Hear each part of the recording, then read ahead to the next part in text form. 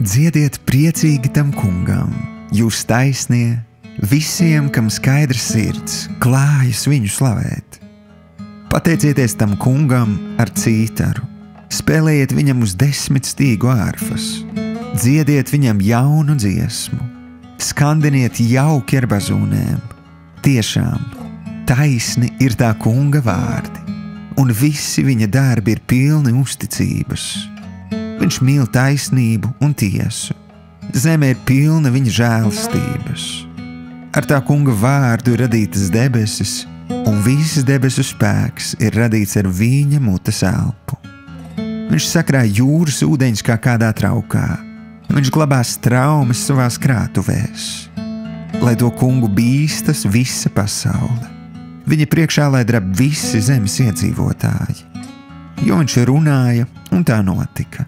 Viņš pavēlēja, un viss radās. Tas kungs izjauc tautu nodomus, viņš sagrauj ļaužu padomu. Bet tā kunga padoms pastāv mūžīgi, un viņa sirds nodomi ir spēkā uz audžu audzēm. Svētīga tā tauta, kam tas kungs ir par dievu. Tie ļaudis, ko viņš sev izredzējis par īpašumu. Tas kungs raugās no debesīm, viņš redz visus cilvēku bērnus. No tās vietas, kur viņi tronis. Viņš pārredz visu zemes iedzīvotājus. Viņš īpatnēji izveidojis visu viņu sirdis un vēro visus viņu darbus. Nedz lieli karapulki sargā ķēniņu, nedz arī liels miesas spēks izglāb varoni. Maldās, kas visas uzvaras cerības liek uz zirgiem, arī viņu spēka nepietiek glābiņām.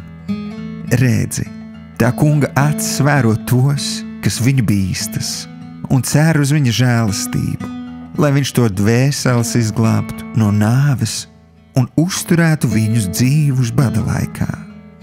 Mūsu dvēsele gaida uz to kungu. Viņš ir mūsu palīgs un vairogs. Par viņu priecājas mūsu sirds, jo mēs paļaujamies uz viņa svēto vārdu. Tava žēlastība, kungs, lai paliek ar mums, jo mēs ceram uz tevi.